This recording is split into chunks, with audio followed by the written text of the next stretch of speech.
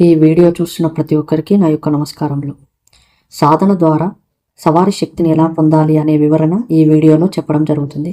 ఈ శక్తి సిద్ధించిన వారికి ఒంటి మీదికి ఆ శక్తి వచ్చి మాట్లాడుతుంది.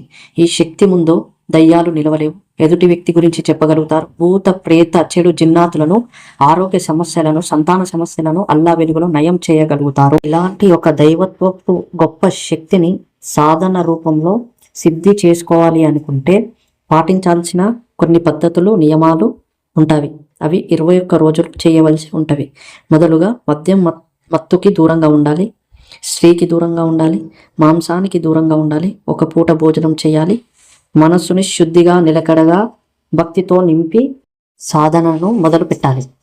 ఇక సాధన మొదలుపెట్టే రోజు గురువారం రోజున మగ్రిబ్ నమాజు తర్వాత స్నానం చేసి శుభ్రమైన తెల్లటి వస్త్రాలు ధరించి కళ్ళకు సురమా పెట్టుకోవాలి. మంచి ఈతరును బట్టలకు పెట్టుకోవాలి. నెత్తిన తెల్లటి వస్త్రమును కట్టుకోవాలి. ఎక్కడ అయితే పీరీలను నిలబెడతారో అక్కడికి వెళ్ళి 5 స్వీట్స్, ఒక మంచి ఈతర్, కొన్ని గులాబీ పూలు, అగరబత్తీలను వెలిగించి అక్కడ ఉన్న పీర్లు చదువు వారికి సమర్పించాలి. వీలైతే ఫాతియా ఇవ్వాలి. తర్వాత అక్కడ కూర్చొని మనసులో ఇలా నియత్ సంకల్పం చేసుకోవాలి. బిస్మిల్లా రహమానిర్ రహీం. యా అలీ, యా ఫాతిమా బి, యా హసేన్, యా హుసేన్, యా అబ్బాస్, యా ఇమామే కాసిం, అస్సలాము అలైకుం వరహమతుల్లాహి వబరకాతు అని చెప్పాలి. నేను మీ యొక్క దివ్య శక్తిని సవారీ రూపంలో పొందాలి అనుకుంటున్నాను. అందుకు నేను ఈ క్షణం నుండి 21 రోజులు మీ దీక్ష నియమ నిబంధనతో చేయడానికి సంకల్పించుకుంటున్నాను. నా తప్పులను క్షమించి నా కోరిక నెరవేరేలా దీవించండి.